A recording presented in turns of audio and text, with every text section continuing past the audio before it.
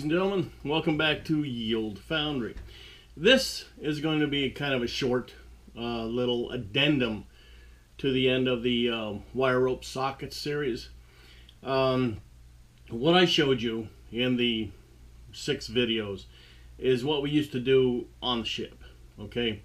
Minus the hot air blower, you know, the thing that I had to compensate for. On the ships, we had oxyacetylene torch. We had, on one of the ships, we even had a zinc pot that we were able to, you know, heat up the zinc, let it maintain itself at 900 degrees. And then once everything was ready at the, at the device for us to pour it, we'd go over with a large, you know, dipper, or well, a large container large enough for the socket to be poured, and pour it. Okay, piece of cake. Things much easier on board ship because we had all the necessary equipment, we had all the necessary supplies. Here at Yield Foundry, in suburbia, we don't have all that nice equipment and plentiful supplies. So we had to make do with what we got. It still got the job done, okay? It still got sent off to Keith Rucker, and hopefully he'll make good use of it. I certainly couldn't use it down here, as I said before. Okay, now, what this addendum is covering is a section of that process that I went through. You have another option.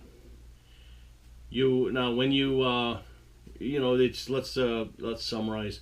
You take and you cut the cable to size. All right, you've seized it, you know, seizing wire. Put seizing wire around it the way you're supposed to for that particular wire.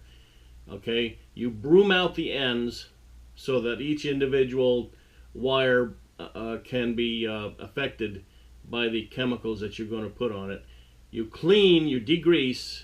You, as good as you can possibly get it, you degrease those wires where you have nothing on them and no film. Okay, you can't use a degreaser that leaves a film behind. That film acts as a barrier between the zinc actually touching the filaments. I keep wanting to say filaments, they're not filaments, wire strands, and there's, you know, touching the wire strands and bonding with the wire strands. You can't have any barriers between the wire strands and the zinc. It has to be able to bond.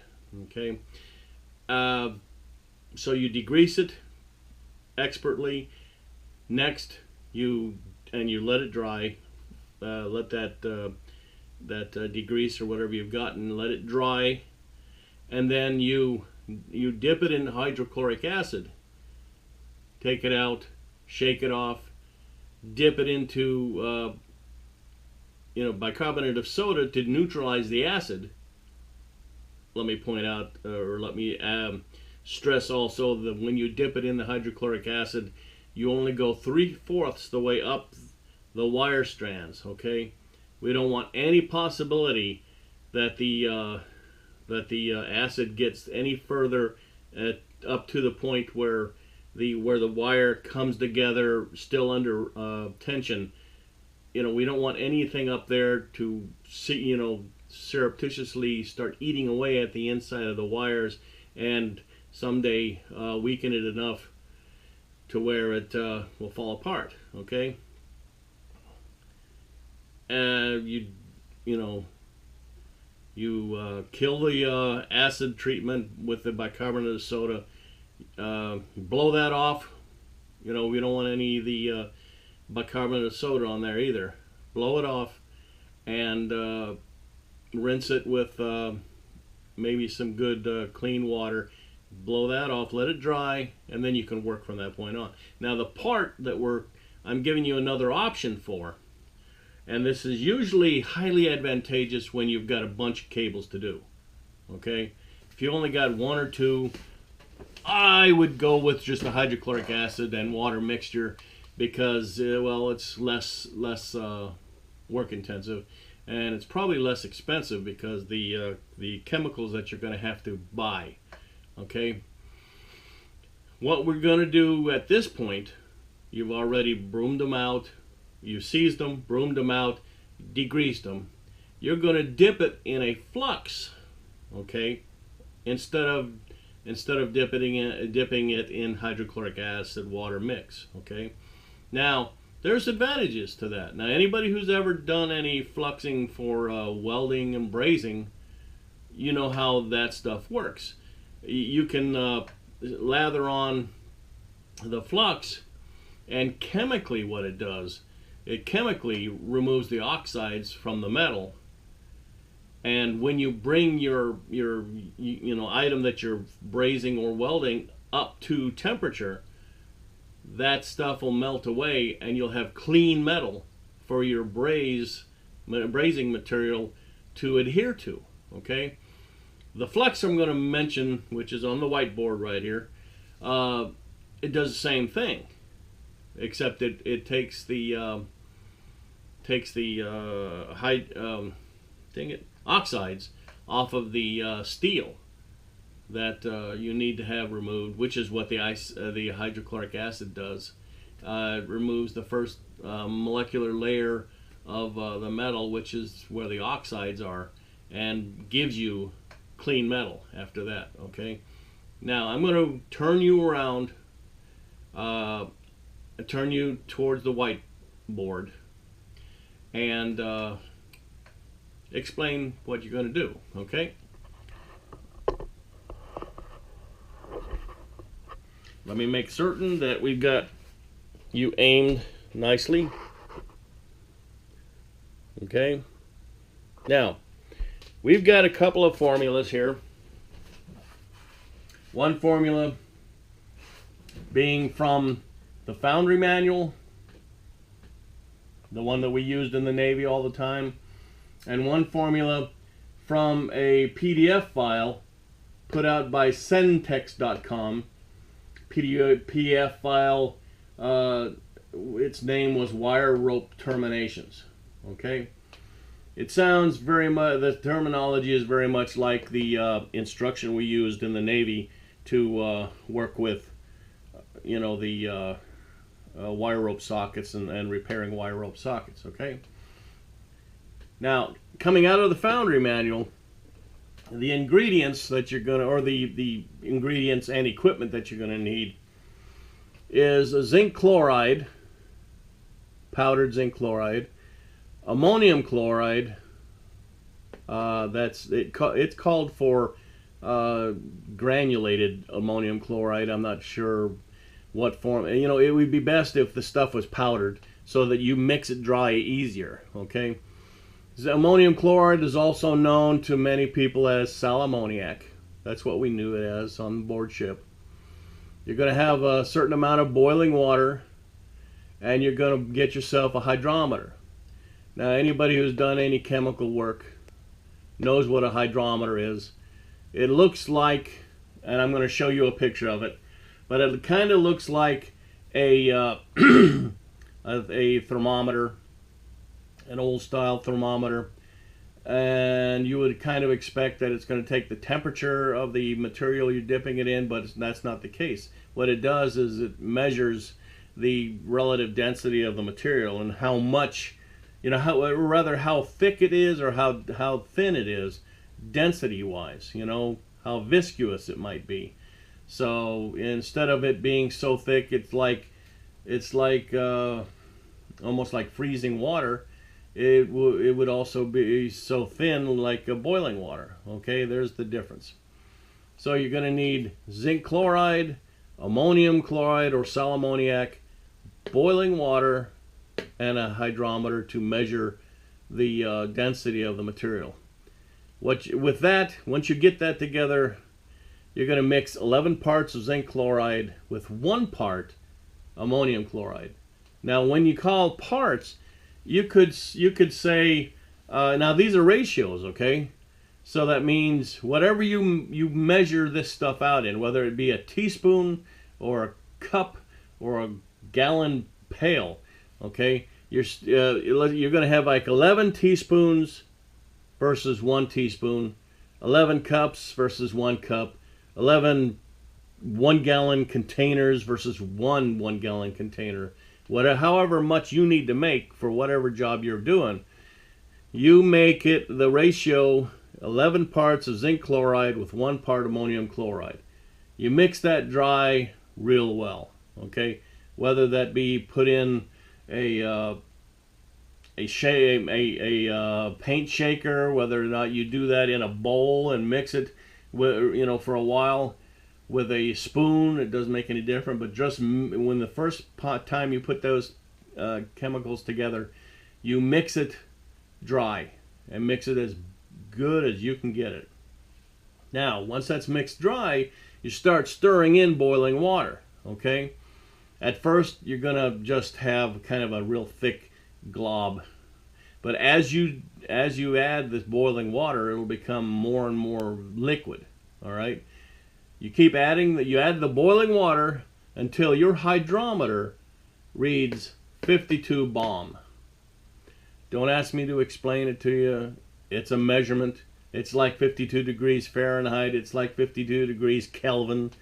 It's 52 BOM is the density of the liquid you're putting that hydrometer in, okay?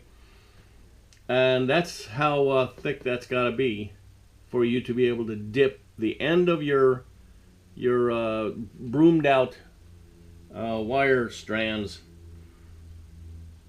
in. And remember, this is going to be the exact same thing as was hydrochloric acid. You do not put the broomed out ends of the cable any more than 3/4 of the length of that broomed in area. And for the same reason as you didn't put it in more than 3/4 of the way of the broomed in area in the hydrochloric acid. These are acidic chemical mixtures, okay? You want none of this to go into the cable, the center of the cable that's not been broomed out, so that this stuff will start eating up the material and making the cable fail, okay? Remember, only 3/4 the length of the broomed out area is to go into these mixtures, okay? Now, that was formula number 1. This is the one out of the Foundry manual, okay? Formula number 2 I found online. In the instruction that we use to fix wire rope sockets, or to connect wire or the sockets to the end of wire rope, it mentioned a certain qualification, or certain, well, it mentioned, I think it did mention that you get yourself a zinc ammonium flux comparable to Zaclon K, which is put out by the Zaclon Incorporated, and you can buy those online. It mentioned comparable to Zaclon K in the instruction, so that's where I got that from. And in the instruction, it says you mix 1 pound of flux with 1 gallon of water. Okay, this mixture, or rather this Zaclon K, in the industry is used in hot dip galvanizing to flux the whatever it is you're going to be dipping into the zinc, to make the item clean enough that the zinc will bond easily with the item that you're dipping. Okay, now once you've made either one of these mixtures, you bring the mixture, you make the mixture, and the quantity is up to you depending on how much of a job you actually have, because don't forget, this stuff doesn't just clean the ends of the wires and then miraculously every bit of it fall back into the container you're using. Every time you dip the sockets into the mixture, you're taking a little bit away. Okay, so you got to plan ahead, make sure that you still have as much mixture as you need for the job that you're going to complete. Okay, Make that mixture, put it in a stainless pail, a stainless bucket, stainless pail. If you can get your hands on one, see what you're going to have to do is once you put it in a non-reactive container, you know, where the acid can't react with the container you're putting it in, you got to bring that mixture up to this temperature over here. You got to bring the temperature up to 160 to 210 degrees Fahrenheit. And in the instruction, they used on a hot plate. Okay, you can have a hot plate. You can have your own. Like for instance, you could put it on a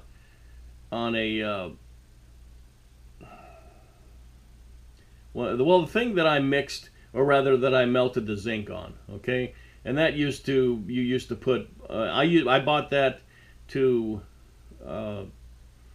boil, or rather to fry turkeys. Dip it in the hot oil and fry turkeys that way. Okay, that's what that thing was for. You could use that. You could use one of those also to bring that mixture up to temperature. Okay, any kind of a thermometer you have on hand would work with that. Especially the thermometers you use to stick it into meat inside the oven. If you stick the end of the thermometer inside that mixture, it should be good for a good accuracy for that temperature. Okay. Once you bring that up to the proper temperature, you can dip the broomed out ends of the cable into the solution. I emphasized also up to 3/4 of the length of the broomed out area. Now, when you do it, you just don't dip it in there and take it away. You hold it for 3 minutes. That's to allow the acidic effect of the solution to have a good enough time to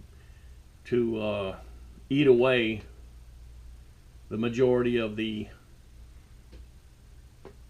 oxygen affected material, oxides, and after that, you'll shake off the excess. You take it out of the mixture, and what I would do is I would just hit it against something to shake off the excess, the droplets, and all that. Okay. Now you're not going to get it all off. That's not the idea. Okay. The idea is to leave that flux on the strands of metal. Okay.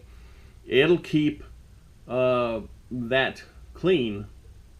Kind of like a barrier, and from other things like settling in there, it'll keep those strands clean, or unaffected by outside forces, anyways. And you let it dry. Okay, once you take it out and you shake off the excess, you got to let that stuff dry. Don't let it dry with the ends up in the air. It's still liquid right now. It can still, manufacture droplets if you didn't get it all off. You don't want any of those droplets to follow the wire strands down to the main mass of the cable and to start eating away the cable that you don't want it to be affecting, okay? So, when you let it dry, you point the ends of the cables downwardly, okay? So that if there's any excess that you didn't shake off, that it'll follow the strands down, and the ends, it'll form a droplet at the end, or it'll just freeze on the or dry out on the strands. Okay. After that, it's all the same process. This process just replaces the hydrochloric acid dipping. Okay. I'm thinking that this would probably be better if you had a lot to do. Okay, you dip it, you shake it off, and you let it dry. You squeeze the wire back together, put your socket on there, and when you got the socket on there, you've got wire strands in there that's got flux on them. Okay, when you bring everything up to temperature and you pour the molten zinc in there, it's just like when you apply the the brazing rod to the item, and you've got the torch on there. The flux floats away or burns away, and you've got good metal staring you in the face. When you pour the molten zinc into the socket, it displaces the flux, it pushes it away, burns it away, and the zinc is touching clean metal and bonding expertly to the metal strands. Okay, this is what this little bit was for, and thus ends. I can't think of anything else to tell you about this process. So thus ends the end of this series. Okay. Now, if you have any questions about any of my videos, let me bring you back around here. If you have any questions about any of the videos, okay, if I can't off the top of my head answer your question, I've got enough books around here that I can find the answer to your question. Okay. Don't ask me about alloys. All right. There's so many alloys out there. There's an alloy for everything that's ever been made. Okay. So don't ask me about alloys, because there's so many different alloys. I could give you 3 or 4 formulas, or formulas, and who knows if they would be totally accurate or applicable to the project that you're trying to work on. Okay, so don't ask me anything that has to do with alloys. Now I can tell you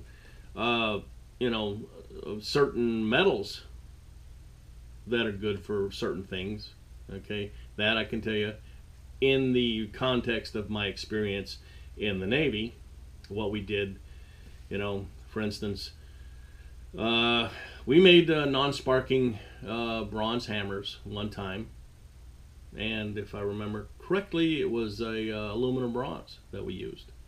Okay, it had the non-sparking has to have no carbides in it. Iron carbides, or even probably any other carbides. And a carbide is usually a really hard piece of the metal, which might cause a spark.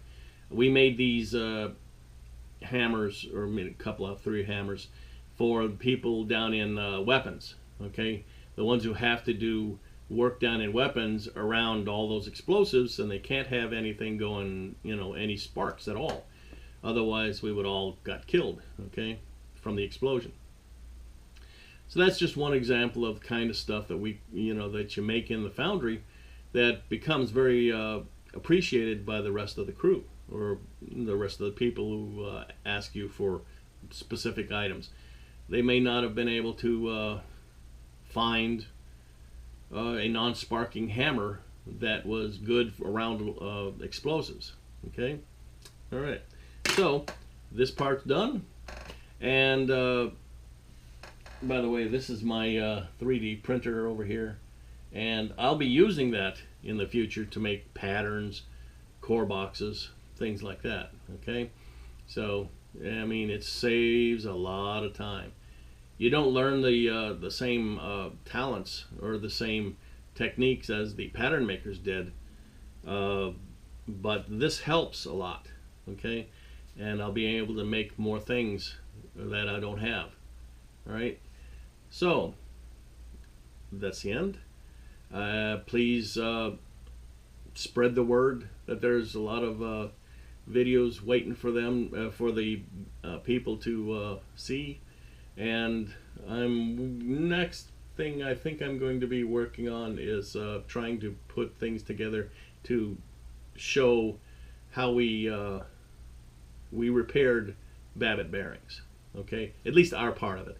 Machine shop, the machinist repairman had a lot to do with it too, because they had to take what we poured onto the shell and take it down to the proper size so that it could be used in whatever machine or system that it was in before. Okay, so the foundry wasn't the only one who worked on them. The foundry and the machine shop worked on them, and that's what I'm going to be. I'm going to be showing you the foundry side.